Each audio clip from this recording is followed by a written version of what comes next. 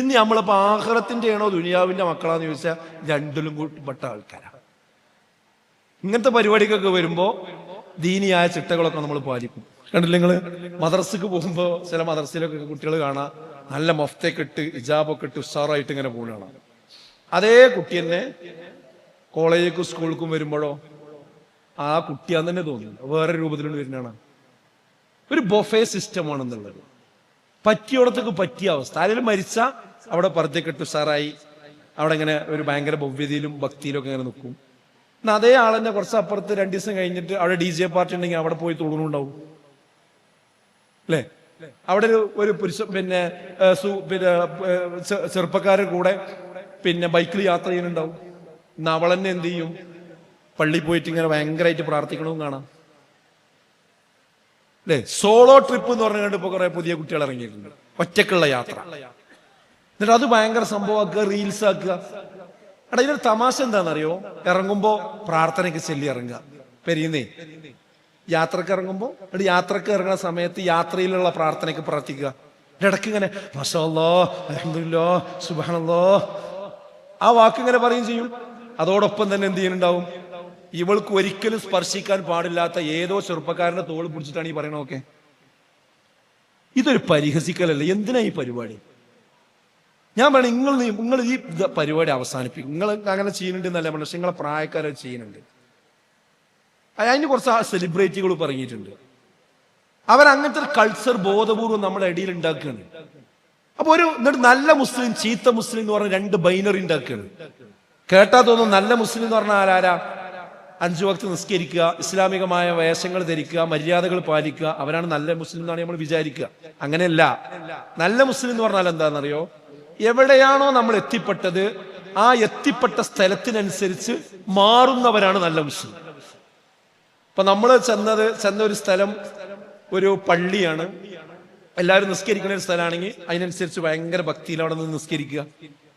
നമ്മൾ ചെന്ന ഒരു സ്ഥലം നേരത്തെ പറഞ്ഞ പോലെ ഒരു പുകയൊക്കെ ഇട്ടുങ്ങാണ്ട് ആണും പെണ്ണും കൂടി ആടി ഇപ്പൊ കെട്ടിപ്പിടിച്ച് ഉമ്മ വെക്കുന്ന ഒരു സ്ഥലമാണെങ്കിലോ അതിന് ഉഷാറായിട്ട് അയിമ്പയും കൂടി കൊടുക്കുക.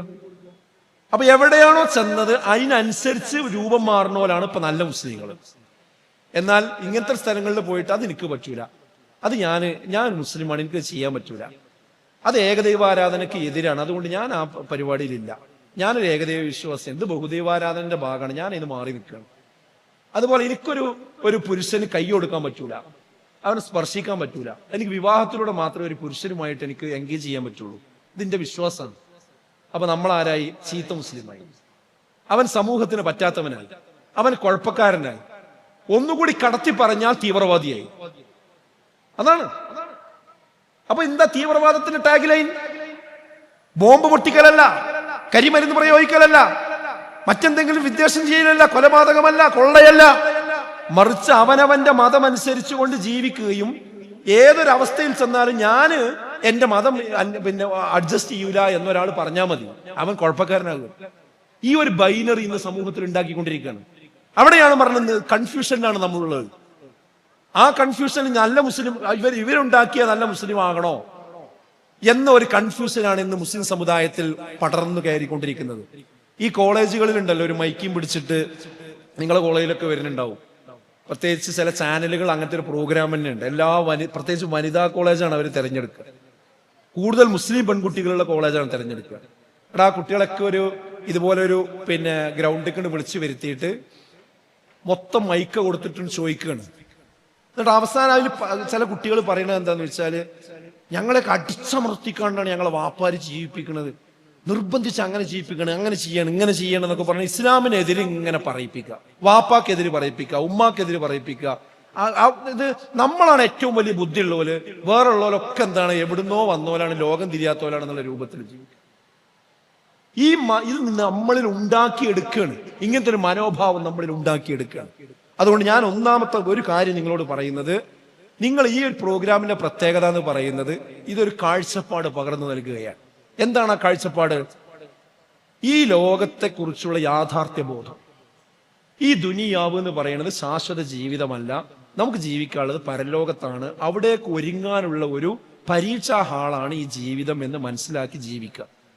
എന്നാൽ സുഖം എന്താ അറിയോ? ഈ ലോകം കിട്ടും, പരലോകം കിട്ടും. നമുക്ക് ഇവിടെ സ്വസ്ഥമായിട്ട് ജീവിക്കാം. നമുക്കൊരു വിവാഹത്തിലൂടെ കുടുംബജീവിതത്തിലേക്ക് കടക്കാം. നമുക്ക് എല്ലാവരും ജീവിക്കുന്ന സംതൃപ്തിയോടുകൂടി നമുക്ക് മുന്നോട്ട് പോകാം. മരിച്ചു കഴിഞ്ഞാൽ പരലോകത്ത് ശാശ്വതമായ സ്വർഗം ഉണ്ടാവും. നമ്മൾ വിചാരിക്കുന്നതെല്ലാം കിട്ടുന്ന സ്വർഗം ഉണ്ടാവും അവിടെ. റബ്ബനാ ആതിനാ ഫിദ്ദുനിയാ ഹസനതൻ വഫിൽ ആഖിറതി ഹസനതൻ വഖിനാ അദാബന്നാർ. എന്താ പ്രാർത്ഥന? എത്ര പക്വമായ പ്രാർത്ഥന നോക്കി നിങ്ങൾ. ദുനിയാവിലും ആഖിറത്തിലും ഞങ്ങൾക്ക് നന്മ നൽകണേ. ഒന്നുകൂടി കൂട്ടി പറഞ്ഞത് എന്താ? നരകത്തിൽ നിന്ന് ഞങ്ങളെ കാക്കും ചെയ്യണേ. അപ്പൊ കുറച്ച് കൂടുതൽ പ്രാധാന്യം നമ്മൾ നൽകേണ്ടത് ഈ ആഖിറത്തിന്റെ ജീവിതത്തിനാണ് എന്ന് നമ്മൾ മനസ്സിലാക്കണം. അപ്പോഴും ചില ആൾക്കാരെ മനസ്സിലുണ്ടാവും, എന്നാലും മതം എന്ന് പറഞ്ഞാൽ കുറച്ചൊരു നിയന്ത്രണം തന്നെയാണ്.